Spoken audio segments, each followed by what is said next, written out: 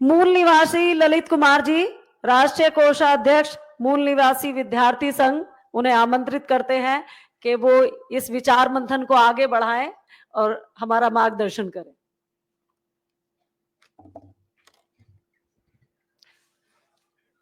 बहुत बहुत शुक्रिया आप सभी को और मंच पर विराजमान हमारे विशेषज्ञ महिला कार्यकर्ताओं को और इस तमाम सभागार को जय भीम जय मूल निवासी कहता हूं। और ये जो विषय रखा है, इस पर बड़े कम समय में किसी एक महिला वक्ता के कृपा से कि वो नहीं आई और मुझे इस पे मौका मिल गया।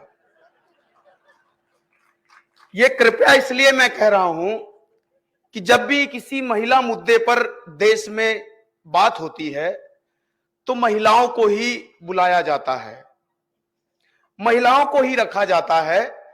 शायद इस सत्र में भी सारी महिलाएं थी, एक नहीं आई तो मुझे रखा और मैं अपने आप को फंसा सा महसूस कर रहा था कि आखिर कहना क्या है। लेकिन मेरा सबसे ज्यादा इंटरेस्टेड जो मैं अपने आप को समझता हूं वो महिला मुद्दे हैं और जो शोषित पीड़ित बेजुबान है उनकी जुबान बनने का मुझे बहुत सुकून मिलता है। लेकिन वो समय उतना नहीं मिला कि मैं कुछ तैयारी कर पाऊं, तो सोच रहा था क्या बोलूंगा, तो कुछ लिखने बैठा तो फिर इतना लिखा गया कि अब क्या क्या बोलूं क्या नहीं बोलूं। तो मैं बड़े असमंजस में हूं, पता नहीं इस टॉपिक के साथ में मैं न्याय कर पाऊं कि ना कर पाऊं। लेकिन सवाल ये मैं जरूर करूंगा और एक पक्ष से नहीं करूंगा, क्योंकि मुझे मौका मिला और मैं 2 दिन से जब से मुझे पता चला तो मैं पंडाल में घूम रहा था और पुरुषों से बोल रहा था बताओ क्या कहना है, और महिलाओं से भी पूछ रहा था कि बताओ क्या कहना है। लेकिन मुझे ये बात समझ में आई कि एक शिकारी है और वो एक शिकार है, जिस शिकारी का वो शिकार हो रहा है वो शिकार है मूल निवासी। और उस मूल निवासी में जब बात महिला की आती है तो वो शिकार का भी शिकारी है, शिकार का भी शिकार है। उस एक शिकारी है और उस शिकारी का जो शिकार है महिला उसका भी शिकार है। और इसलिए मैं शिकारी को भी, शिकार को भी और जो शिकार का शिकार बन रहा है उसको भी, तीनों को छोड़ने वाला नहीं हूं। क्योंकि मुझे देश में घूमने के समझने के बाद यह समझ में आता है कि महिलाओं के मुद्दों पर पुरुष ताली बजाने में इंटरेस्टेड नहीं है। भाई ये मुद्दा महिलाओं का है, ये टॉपिक महिलाओं का है। लेकिन सिर्फ आरोप लगाने से काम चलने वाला नहीं है कि महिलाएं सिर्फ पुरुषों पर आरोप लगाती रहें और अपनी जान बचाती रहें। एक बड़ा इंटरेस्टेड आरोप सुनने को मिला। आरोप है कि एक औरत कह रही है कि एक शराबी अपनी एक पीढ़ी को बर्बाद कर देता है। एक शराबी अपने घर में शराब पीता है, घर में आता है, बच्चों पे ध्यान नहीं देता है, अपनी पीढ़ी को बर्बाद कर देता है, अपने बच्चों वाली पीढ़ी को। तो शराबी ने जान बचानी है भाई, तो शराबी ने कहा कि एक ब्राह्मणवादी औरत कई कई पीढ़ियों को बर्बाद कर देती है। और अगर इस आरोप की श्रृंखला को आगे बढ़ाऊं तो ये खत्म होने वाली नहीं है। इसलिए मैं शिकारी को दोष देने वाला हूं, शिकार को भी दोष देने वाला हूं, और जो शिकार हो रहा है जुल्म करने वाले से ज्यादा जुल्म सहने वाला गुनहगार है। मैं इससे थोड़ा आगे बढ़ना चाहता हूं कि जुल्म सहने वाले से भी ज्यादा जुल्म देखने वाला भी गुनहगार है। तो वो कौन है, ये भी चौथा आदमी ढूंढना है। और ये जो टॉपिक कि संविधान से अधिकार प्राप्त महिलाएं मनुस्मृति की वाहक क्यों? और अर्चना जी ने जो बात रखी, बहुत सारी चीजें उन्होंने बता दी, मुझे वो बताने की जरूरत नहीं है, लेकिन सच्चाई ये जानने की जरूरत है, इसमें एक संविधान की बात हो रही है और एक मनुस्मृति की बात हो रही है, और इन दोनों चीजों को ना तो महिलाएं जानती हैं और ना पुरुष जानते हैं। तो फिर चर्चा किस पे? तो अर्चना जी ने बोला कि हमारे घरों में या समाज में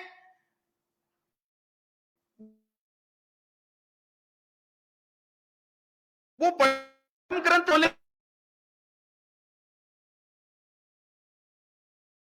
ग्रंथ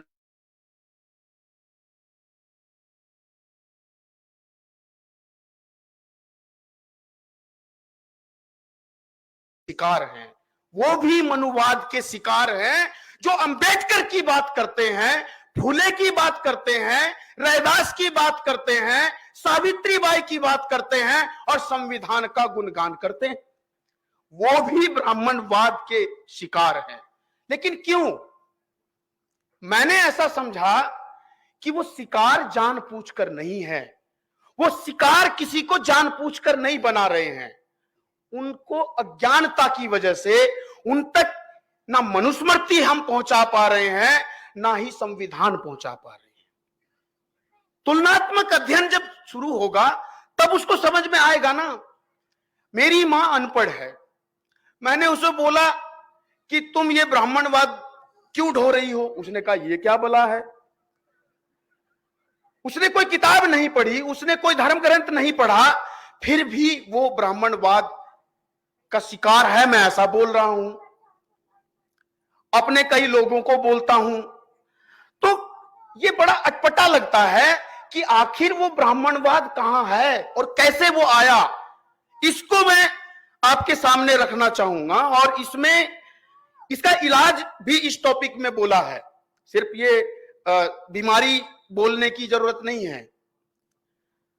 तो जब महिलाओं पर बात आती है, और मैं बड़ा इंटरेस्टेड होकर के इस पर कई जगह बात रखता हूं, और मेरी उम्र बहुत थोड़ी लगती है कि भाई छोटा है, और ऊपर से एक सबसे बड़ी समस्या है कि मैं शादीशुदा नहीं हूं, तो जब पारिवारिक रिश्तों की बात आती है, क्योंकि मैं सोशल साइंस का, सोशोलॉजी का स्टूडेंट हूं, पॉलिटिकल साइंस का स्टूडेंट हूं, और आप लोगों ने पता नहीं और कौन कौन सा स्टूडेंट बना दिया पामसेप ने, जब ये बात मैं रखता हूं तो वो मुझे बोलते हैं, एक तो तुम शादीशुदा नहीं हो, ऊपर से तुम महिला नहीं हो, तो फिर तुम कैसे ये बात अच्छी हम कहें कि तुम बढ़िया रख रहे हो।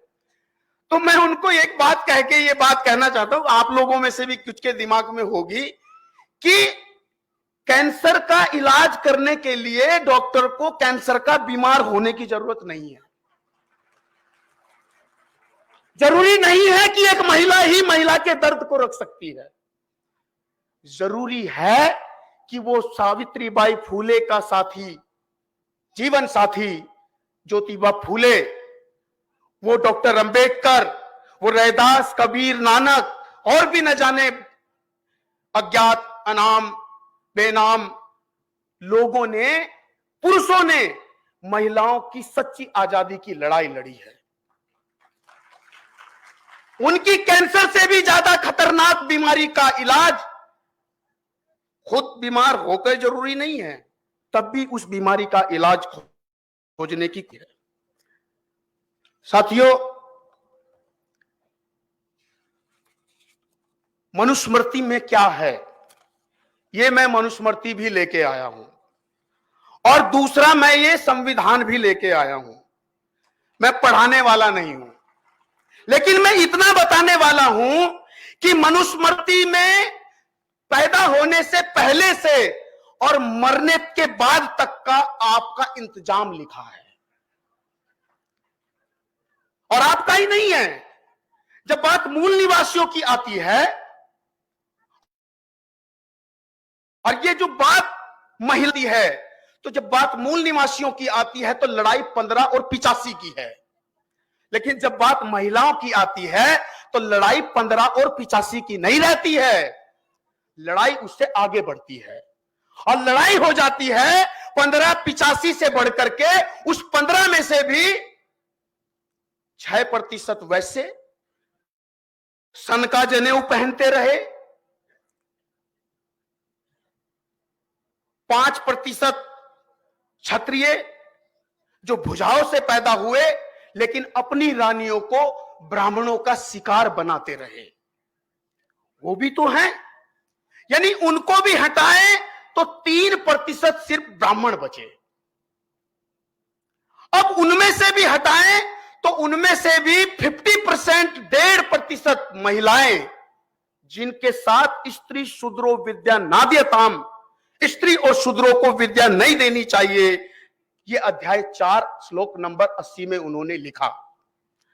अध्याय 10 श्लोक नंबर 125 में लिखा कि शूद्र को खाने में झूठा अन्न, फटा पुराना कपड़ा, सोने के लिए जमीन पर पुआल, पुराल जिसे बोलते हैं, और खाने के लिए टूटे फूटे बर्तन देने चाहिए। अध्याय 9 श्लोक नंबर 3 में लिखा, मनुस्मृति में, लड़की जब कुंवारी हो तो पिता के संरक्षण में जिए, जवान हो जाए तो पति के संरक्षण में जिए, भाई के संरक्षण में जिए अगर पिता ना हो, बुढ़ापे में पुत्र के संरक्षण में जिए, चाहे 2 साल का हो, और किसी भी रूप में उसको स्वतंत्र रहने की व्यवस्था नहीं होनी चाहिए। अध्याय 7 श्लोक नंबर 150 में लिखा कि पक्षी और बूढ़ा आदमी, औरत तथा औरतें, इनकी बुद्धि स्थिर नहीं रहती है, इसलिए ये राज्य प्रबंधन में जब उस पर मंत्रणा होती है तो उसमें इनको शामिल नहीं करना चाहिए। अध्याय 9 श्लोक नंबर 18 में लिखा कि स्त्री के संस्कार मंत्रों के बिना होने चाहिए, असमानता उसके साथ होते रहनी चाहिए। क्यों? क्योंकि वो झूठ बोलने की उसकी आदत है, वो झूठी है। स्त्री को बोला, और स्त्री कौन है? वो उसकी मां भी है, उसकी बहन भी है, उसकी बीवी भी है, वो उसको भी बोल रहा है, उसको भी नहीं छोड़ रहा है। इसलिए मैं कह रहा हूं ये लड़ाई सिर्फ 1585 की नहीं है। जब बात महिला की आती है तो ये लड़ाई उस 1.5% मुट्ठी भर ब्राह्मण के खिलाफ, ब्राह्मणवाद के खिलाफ है। इसलिए ये लड़ाई बड़ी गंभीर है कि सिर्फ 1.5% मुट्ठी भर, चुटकी भर ब्राह्मणवाद का जो आतंक लेके घूम रहा है, वो इतनी बड़ी संख्या को गुलाम बना के बैठा है। इसलिए अध्याय 2 श्लोक नंबर 3 में नामकरण लिखा, आपका नाम क्या होगा? ब्राह्मण का मंगल सूचक, क्षत्रिय का बल सूचक युद्ध वीर सिंह, वैश्य का करोड़ीमल धन सूचक, और शूद्र का छज्जू, रगड़ू, कलवा, छजवा। ऐसा नाम घृणास्पद, नफरत सूचक होना चाहिए। अध्याय 3 श्लोक नंबर 15 में लिखा कि ऊंची जात की लड़की को नीची जात के लड़के से शादी नहीं करनी चाहिए, ना लड़की से करनी चाहिए। शादी ऊंची नीची जात में नहीं करनी चाहिए। वो कहते हैं कि विद्या की देवी खुद कहती है कि मुझे कुपात्र को मत दो। मनुस्मृति में लिखा है ये। औरतों पर एक आदत है कि मनुष्य पर वो दोष लगाती है, ये स्त्रियों का स्वभाव है। बस इतने ही मैं मंत्र, ये अध्याय 2 श्लोक नंबर 113 में लिखा है, ये इसी में लिखा है। और ये किताब सिर्फ किताब नहीं है, ये बहुत सारी उनकी अपनी किताब धर्म ग्रंथों से निचोड़ कर बनाई गई है। और भी कई किताबें हैं जो वेद पुराण शास्त्रों से लेकर के उनके काव्यों में लिखा है, ढोल गंवार शूद्र पशु नारी सकल ताड़न की अधिकारी। अच्छा, ये बात बड़ी अचंभित लगती है कि ढोल गंवार शूद्र पशु नारी सकल ताड़न की अधिकारी, महिलाओं को पीटना चाहिए, शूद्रों को पीटना चाहिए, पशुओं को पीटना चाहिए, ये पीट कर ही ठीक रहते हैं। लेकिन अगर महिलाओं से पूछे कि भाई क्या आपको पीटना चाहिए, तो वो क्या बोलेंगी? कौन बोलेगा मुझे पीटो? लेकिन हमारे उत्तर भारत के खासकर मैं अपने यहां देखता हूं और मैं अक्सर ये बोलता रहता हूं और जब महिलाओं को ये बात बताता हूं कि हमारे उत्तराखंड, उत्तर प्रदेश और उत्तर भारत में महिलाएं जब अपने नए जीवन की शुरुआत विवाह के बाद करती हैं तो पहले दिन से पिटाई का उद्घाटन शुरू होता है। कैसे कैसे होता है? शादी होती है, शादी के दिन पहले दिन दुल्हन घर आती है और दुल्हन को सुबह सुबह मॉर्निंग में अगले दिन देवधाम घुमाया जाता है। हमारे यहाँ पर कुएं पे घुमाया जाता है या हमारा कोई अपना देवधाम होता है, देवधाम मतलब पुरखों का कोई स्थान होता है, उस पर घुमाया जाता है। उसके बाद आंगन में लाया जाता है और फिर दोनों के हाथ में डंडा थमाया जाता है। डंडा मतलब किसी को डंडी थमाई जाती है छोटी सी, और फिर सबसे पहले पुरुष को बोला जाता है मार, और वो मारता है क्योंकि उसके बाप का खून तो है नहीं, खूब दबा के मारता है। और इतना ही नहीं है, इसके बाद में उस औरत को, उस दुल्हन को कहा जाता है अब तू भी मार। तो अगर वो मार देगी तो वो बदचलन है, और अगर नहीं मारेगी और पैर छू लेगी तो का कहने भाई संस्कार ही है। और ये बात जब मैंने महिलाओं को बताई, खासकर मैं अपनी मां के साथ ये जब चर्चा करता रहता हूं कि मां ये क्या हो रहा है, वो कह रही हाँ ये तो बहुत खतरनाक है, हम तो उद्घाटन ही मार से कर रहे हैं। अब उसको धर्म ग्रंथ नहीं पता, ढोल गंवार शूद्र पशु नारी कहां लिखा है उसको नहीं पता, बट समाज में उसको ब्राह्मणवाद ने स्थापित किया है, इसलिए वो खतरनाक है। और इसलिए समझने की जरूरत है कि ये जो किताबों में लिखा है, जो धर्म ग्रंथों में लिखा है, जिसको महिलाएं पूज रही हैं, सिर्फ बात पूजने तक नहीं है, रटने तक नहीं है, पढ़ने तक नहीं है, इंप्लीमेंटेशन हो रहा है और अनजाने में हो रहा है। जिस भजन में राम का नाम न हो उस भजन को गाना ना चाहिए। इक्वलिटी वाला भी, कॉन्स्टिट्यूशन वाला भी, अंबेडकर वाला भी, सब वाले भी, औरतें महिलाएं जब चार इकट्ठा होती हैं इस भजन को गा लेती हैं। तो मैंने कुछ महिलाओं से पूछा अच्छा इस भजन का मतलब क्या है? मैं भी जब छोटा था तो मैं भी गाता था, मुझे भी नहीं पता था। वामसेप में आया तो मतलब समझने की कोशिश शुरू हुई, और इसका मतलब है कि जिस भजन में राम का नाम ना हो उस भजन को गाना ना चाहिए। चाहे बेटा जितना प्यारा हो उसे सर पे चढ़ाना ना चाहिए, और चाहे बेटी जितनी लाडली हो घर घर पे घुमाना ना चाहिए। इसका मतलब समझ रहे हो? इसका मतलब है कि एक तो संविधान है और एक विधान है। ये मनुस्मृति विधान है, हम कहते हैं वो ब्राह्मणों का संविधान है, ऐसा नहीं है। ये विधान है और ये संविधान है। संविधान का मतलब समान विधान है, सबके लिए एक कानून है, एक विधान है। और ये ब्राह्मण के लिए अलग है, वैश्य के लिए अलग है, शूद्र के लिए अलग है, महिला के लिए अलग है, बेटे के लिए अलग है और बेटी के लिए अलग है। बेटे को खुला छोड़ दो, घर घर पे घूमो, सर पे नहीं चढ़ाना चाहिए, और बेटी को घर घर पे घुमाना नहीं चाहिए। किसने कही ये बात? एक औरत ने कही कि बेटी को नहीं घुमाना चाहिए। बेटा चाहे किसी के घर में घूमे, बेटा चाहे किसी की बेटी के पास में घूमे। अब आपका बेटा किसी के घर तो जाएगा ना। स्वतंत्रता किसने दी उसको? और अभी इतना नहीं है, इससे आगे भी है। चाहे बीवी जितनी प्यारी हो उसे राज बताना ना चाहिए, और चाहे भैया जितना बैरी हो उससे राज छुपाना ना चाहिए। कमाल की बात है, औरत इस गीत को जब गाती है, ये ब्राह्मणवाद का जो संस्कारीकरण जो हो रहा है ये खतरनाक है, इसको समझने की जरूरत है।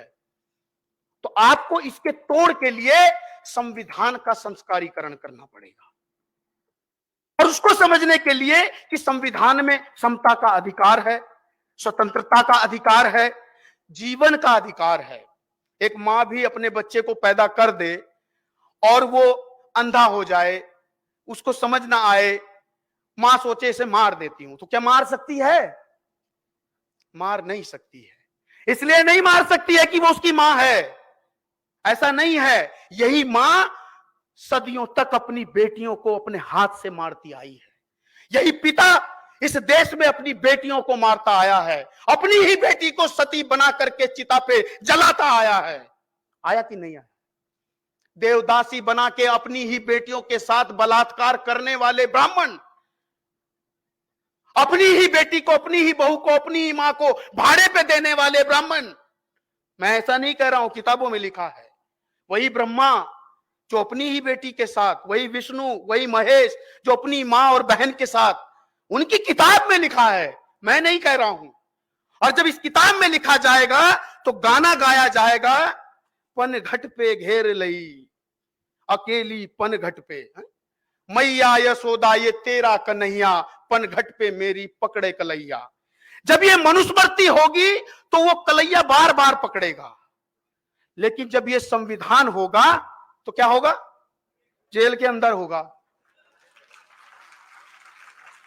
लेकिन ये मुझे पता तो हो कि इस संविधान में क्या लिखा है। इस महिला को, इन लोगों को ये संविधान में क्या लिखा है उसको ये पता होना चाहिए कि मेरे अधिकार क्या हैं। लेकिन सिर्फ अधिकार की बात अब नहीं करनी है, कर्तव्य भी लिखे हैं। लोग अधिकार अधिकार चिल्ला रहे हैं, कुछ पढ़े लिखे लोग सिर्फ अधिकारों की बात करते हैं, कर्तव्य की बात नहीं करते हैं। आरक्षण की बात करते हैं, लेकिन उस आरक्षण के पीछे कौन सा अधिकार है कि आरक्षण तुम्हें नहीं मिला है, तुम्हारे समाज के बलबूते तुम्हें एक अवसर दिया है कि भाई तू भी लंगड़े घोड़े आजा, दौड़ना सीख ले। और जब तू दौड़ना सीख जाए तो अपने पैरों वाले भाइयों को भी अपने से आगे दौड़ने के लिए आगे प्रेरित करता रहे। इसलिए नहीं कि मलाई खानी है और हड्डी वाला ये गद्दी वाला बन जाए, इसलिए नहीं। ये जो साथियों संविधान और मनुस्मृति, ब्राह्मणवाद, इसका जब तुलनात्मक अध्ययन होगा तो क्या होगा, यह समझने की जरूरत है। और इसको समझाने के लिए जब बाबा साहब अंबेडकर ने वॉल्यूम नंबर 1 में लिखा कि हिंदू सभ्यता नहीं है, वो कलंक है। और इसलिए कलंक कहा कि वो उसी किताब के पेज नंबर 264 पे बाबा साहब अंबेडकर लिखते हैं कि ब्राह्मण लज्जाजनक है। क्यों? क्योंकि ब्राह्मणों ने क्या किया?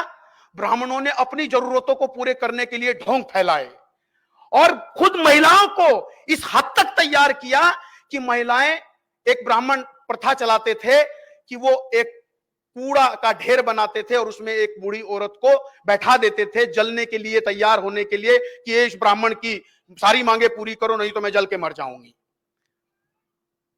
एक औरत खुद खुश होकर के अपने पति की, मरे हुए पति की चिता पर जिंदा जलने के लिए तैयार हो जाती थी।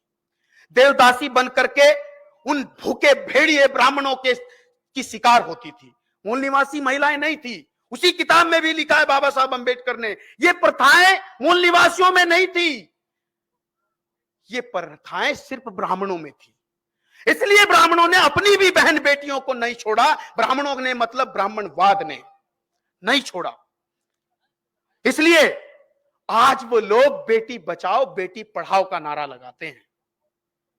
जो कल बेटियों को कोर्ट में मार रहे थे, जब कल सावित्रीबाई फूले बेटियों को बचा रही थी, बेटियों को पढ़ा रही थी, तो वो बता रही थी उनकी भी औरतें, कीड़े निकलेंगे तेरे खाने में, नरक में जाएगी तू।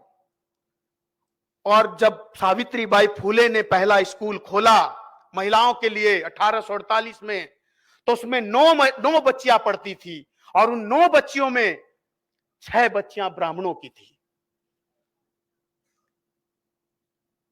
और तब बेटी बचाओ बेटी पढ़ाओ वाला कहीं दिखाई नहीं दे रहा था। लेकिन आज वो बेटी बचाओ बेटी पढ़ाओ कहने वाले लोग जो भ्रूण हत्या करते रहे, जो कोक में मारते रहे, कोक से बाहर आके मारते रहे, बचपन में इज्जत लूटते रहे उस महिला की, वो बहन थी, मां थी, बेटी थी, कुछ भी थी, बट उसने, इस ब्राह्मणवाद ने नहीं बख्शा। और मैं इसलिए बताना चाहता हूं कि अगर आप अपने बच्चे को स्कूल में कृष्ण बना के भेजना चाहते हो तो फिर आपको पनघट पे कलैया पकड़ने के लिए भी तैयार रहना चाहिए अपने बच्चे को। वो अब अगर वो मनुस्मृति लागू होती तो वो आपको बचा लेगी, आपके बच्चे को बचा लेगी, उस ऐसा काम करने वाले बच्चे को बचा लेगी, लेकिन ये छोड़ने वाला नहीं है। लेकिन ये आपको पता होना चाहिए, ये इस देश की महिला को पता होना चाहिए। अगर ये इस देश की महिला को पता लगेगा तो फिर बेटी बचाओ बेटी पढ़ाओ की बात करने वाले एनसीआरबी की रिपोर्ट को छुपा नहीं पाएंगे कि आज इस देश में 3.5 लाख एसिड अटैक, बलात्कार, गैंग रेप, छेड़छाड़ के केस हर साल इस भारत में होते हैं। 3.5 लाख एसिड अटैक, बलात्कार, गैंग रेप, छेड़छाड़, और ये वो मुद्दे हैं, ये केस हैं जो थाने में दर्ज होते हैं। वो जो लाठी से दर्ज होने नहीं दिए जाते वो कितनी बड़ी संख्या में है। यानी कि एक दिन में 100 केस होते हैं, 1 घंटे में 100 केस होते हैं, और ये एनसीआरबी का ही डेटा है कि 1 घंटे में इस भारत में 3 बलात्कार होते हैं। बेटी बचाओ बेटी पढ़ाओ का नारा अभी 4 साल पहले देने वाले बुद्धिमान भारत को शर्मिंदा करते हैं कि इतने दिन से तू ज्ञानी है, इतने दिन से तू सत्ता में है, और तुझे अब अकल आई सावित्रीबाई फूले के भी 100-150 साल के बाद, और फिर भी तू कहता है मैं मुख से पैदा हुआ हूं। यह है ब्राह्मणवाद का जहर, यह है मनुवाद का जहर, यह है मनुस्मृति का जहर, जो इस देश के लोगों में, इस देश की महिलाओं की रग रग में बड़े अनोखे तरीकों से श्रृंगार करके सेलिब्रिटी की अनुभूति के साथ फैलाया जा रहा है। इसलिए मैं आपको आखिर की तरफ लेकर जाना चाहता हूं अपने इस संबोधन के लिए कि खुद को भी तो देखना होगा। अबला कहने वाली वो नारी, क्या वो सबला बनना चाहती है? क्या वो चाहती है कि मैं आजाद हो जाऊं? कहती तो है, लेकिन उससे मोटी सैलरी वाले से शादी करनी है, उसे स्मार्ट कसाई से शादी करनी है, पीएचडी करेगी और हलवाई का काम करने को तैयार है वो। उसका जीवन साथी नहीं है पति। मालिक बोलते पति का मतलब मालिक होता है। वो मालिक उसका बीए है, क्लर्क है, और वो पीएचडी है, प्रोफेसर है, लेकिन खाना कौन बनाएगा घर में? वो प्रोफेसर बनाएगी, वो डीएम बनाएगी। लेकिन मैं उनको नहीं, शिकारी को नहीं, शिकार को बोल रहा हूं। अगर बात इक्वलिटी की करते हो तो अब खुद को भी गिरेबान पकड़ने की जरूरत है। मुझे मौका मिला पुरुषों की तरफ से पुरुषों को कटघरे में खड़ा करने का, इसलिए यह बात कह रहा हूं कि बात फूले अंबेडकर की है, बात लोकतंत्र की है, बात समता, स्वतंत्रता और बंधुता की है, तो फिर घर में भी वो फूले अंबेडकरवाद, वो संविधानवाद का संस्कारीकरण, इंस्टॉलेशन होना चाहिए, उसको स्टैब्लिश करना पड़ेगा। और ये महिलाओं की भी जिम्मेदारी है कि अब निर्भरता पे जीना छोड़ो। सर छोटू राम ने कहा है, मेरे भोले किसान, एक तो तू बोलना सीख ले, दूसरा तू दोस्त और दुश्मन की पहचान कर ले। मैं कहना चाहता हूं कि मेरी माता और बहनों, मेरी भी 2 बात मान लो। एक तो रोना छोड़ दो, एक तो रोना और सुबकना छोड़ दो, लड़ना सीखो। और दूसरा, निर्भर बनो, कमाई करने वाली बनो। अगर महिला के पास में संपत्ति होगी तो पुरुष के सामने हाथ फैलाने की जरूरत नहीं पड़ेगी। और जब पुरुष के सामने हाथ फैलाने की जरूरत पड़ती है तो कॉन्फिडेंस माइनस में होता है। और अगर किसी के घर में सैलरी वाली लड़की है, औरत है, तो फिर पुरुष का कॉन्फिडेंस कैसा होता है ये बात सबको पता है। ये पुरुष प्रधान समाज में महिलाओं को अधिकार नहीं दिए, स्वतंत्रता नहीं दी, लेकिन क्या महिलाएं भी इस चीज के लिए तैयार हैं कि अब आरोप से काम नहीं चलेगा, स्व आरोप भी लगाने की जरूरत है। और उन पर आरोप लगाने की अब मैं कोशिश कर रहा हूं कि बात उसकी नहीं है कि एक अनपढ़ महिला थी, जानती नहीं थी। हम पढ़ी लिखी महिलाओं को इधर कटघरे में खड़ा करना चाहते हैं, क्योंकि मैंने देखा कि मेरी मां हमने जब अपनी बहन की शादी की तो मैंने अपनी मां को समझाता रहा बहुत दिनों तक, तो वो तैयार हुई, फेरे शादी में नहीं होंगे। तो एक रस्म होती है, जब उस रस्म का ऐन मौके पे टाइम आया तो मेरी मां ने सबसे पहले आगे खड़ा होके, अनपढ़ मां ने खड़ा होके कहा, जब इतना छोड़ दिया है तो इसको भी क्या करना। लेकिन अफसोस, मेरी अनपढ़ मां ने ऐसा बोल दिया। मेरा एक दोस्त है, उसकी वाइफ है, वो एमबीबीएस डॉक्टर है, अभी अभी वो न्यूजीलैंड में है, और तब वो अमेरिका से आई थी एमबीबीएस करके, और वो बीमार हो गई। और बीमार होते ही उसका फोन मेरे पास आता है, मेरे दोस्त का, और वो बोलता है, ये बोल रही है मुझे मंदिर में लेके चलो। एमबीबीएस डॉक्टर, सच्ची कहानी है, नाम नहीं बता रहा हूं, बस वो सुन रहा होगा, खुश हो रहा होगा। मतलब एक एमबीबीएस डॉक्टर सब कुछ जानता है, हाथ ओजड़ी सब कुछ, पेट में क्या है, कहां पे क्या है, कैसे आदमी जी रहा है, मर रहा है, उसके बावजूद भी वो क्या कह रहा है, मंदिर में जाओ लेके मुझे। तो मैंने बोला, इसको मंदिर में लेके जाओ, तब तक ठीक नहीं होगी जब तक मंदिर में लेके नहीं जाओगे।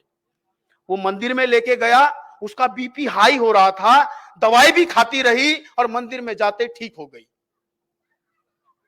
एक अनपढ़ औरत तर्क दे रही है, क्या तर्क था वो, कि मैंने बामसेप में 2012-10 में मैं एंट्री किया, और मैंने समझने की कोशिश की, 2-3 साल में इतनी हिम्मत हुई, घर के सारे ब्राह्मणवादी आतंकवादी चुन चुन के मैंने घर से निकाल दिए। इत्तेफाक से घर के ऊपर वाले दीवार पे एक फोटो लगी थी, तो मैं उस पर वो हथौड़ा लेकर के लगा हुआ था।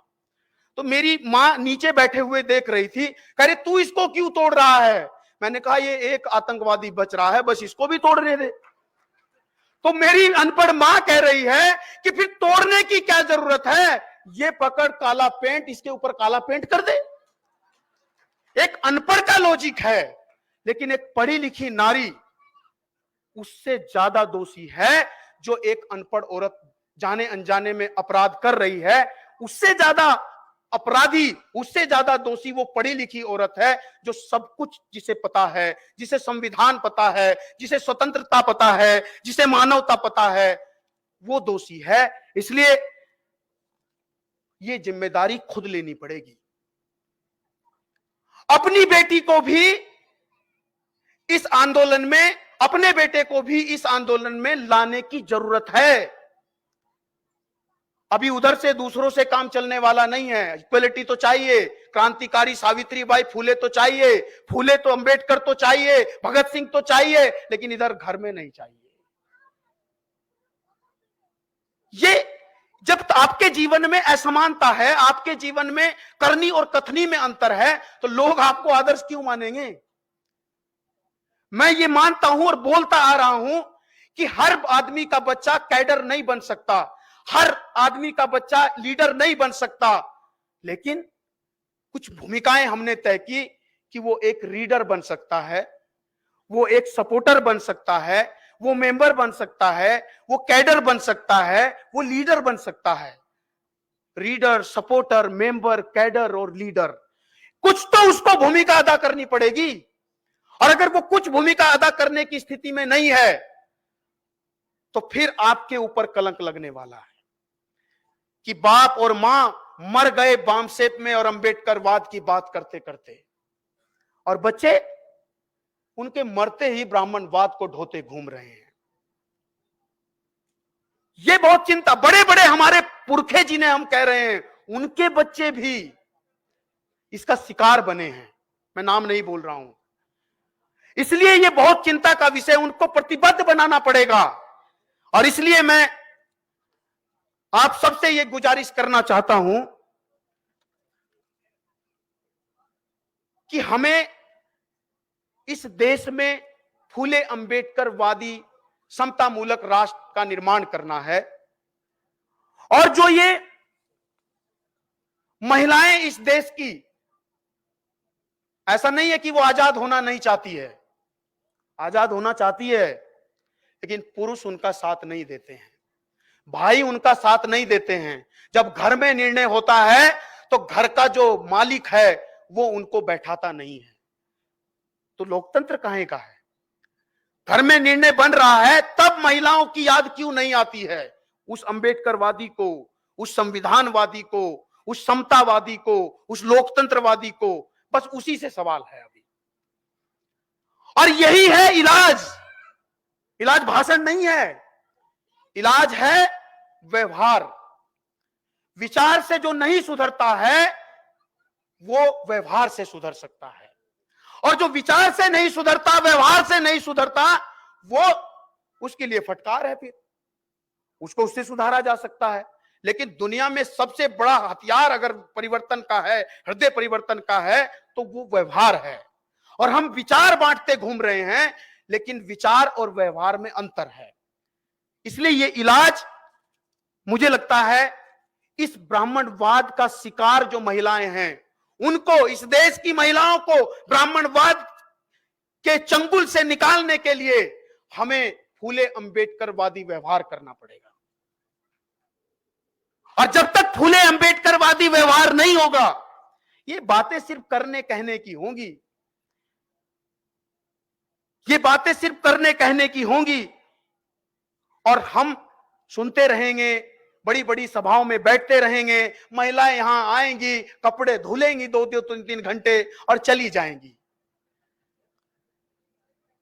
जिनको हजारों साल से नहाने का मौका नहीं मिला था, अपने तन पे पल्लू रखने का अधिकार नहीं था, वो आज इस आजादी को कपड़े धोने में गंवाना चाहती है। अफसोस होता है। पुरुष भी कम नहीं है। अरे इधर आए क्यों हो जब 4 घंटे पैर फैला के टेंट में सोना है? क्या आने की जरूरत थी? यूट्यूब पे आप बैठ के टेंट में अधिवेशन सुन रहे हो तो घर ही सुन लेते। ये करोड़ों रुपया हम इस देश के गरीब किसान मजदूर का इकट्ठा करके लाते हैं, कर्मचारियों का, और उसको अगर इस तरह से हम कोई रिजल्ट नहीं देते हैं, इस समाज में कोई परिवर्तन नहीं देते हैं, तो मंजर बहुत खतरनाक होगा। इसलिए अंत में आपको मैं ये कहना चाहता हूं कि इस देश में फूले अंबेडकरवाद का भारत बनाना है। इस देश को संविधान लोगों तक पहुंचाना है, और सिर्फ ये चिल्लाने की जरूरत नहीं है कि संविधान बचाओ बचाओ बचाओ बचाओ बचाओ बचाओ। तो हजारों साल से महिलाएं भी चिल्ला रही थी, कोई इज्जत बचाने नहीं आया। फिल्मों में भी वो चिल्लाती रहती है और गुंडा इज्जत लूट लेता है, ना पुलिस आती है ना हीरो आता है। ये रियलिटी है। इसलिए बचाओ बचाओ कहने से कुछ होने वाला नहीं है।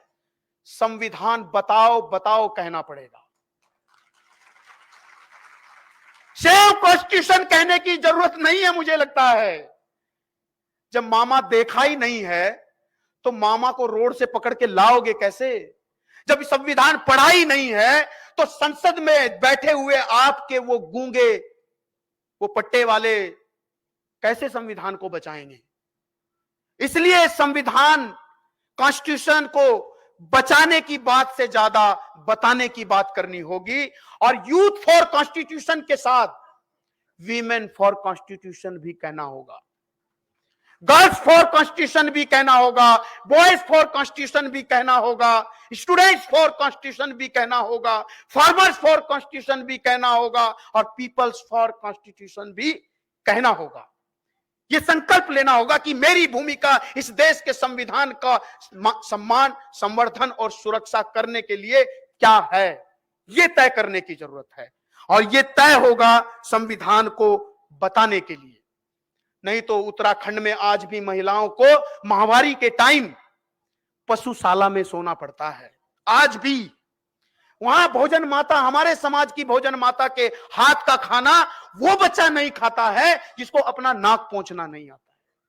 और बात इतनी नहीं है कि हमारे मां के हाथ का भोजन नहीं खाना चाहता, ऐसा नहीं है।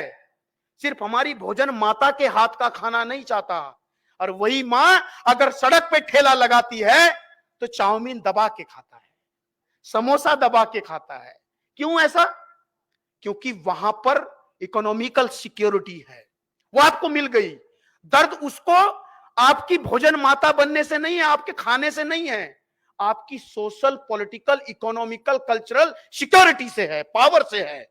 और अगर महिलाएं देश की social, political, economical, cultural power को अपने हाथ में ले लेगी, ये ब्राह्मणवाद को 1 मिनट में नष्ट कर देगी।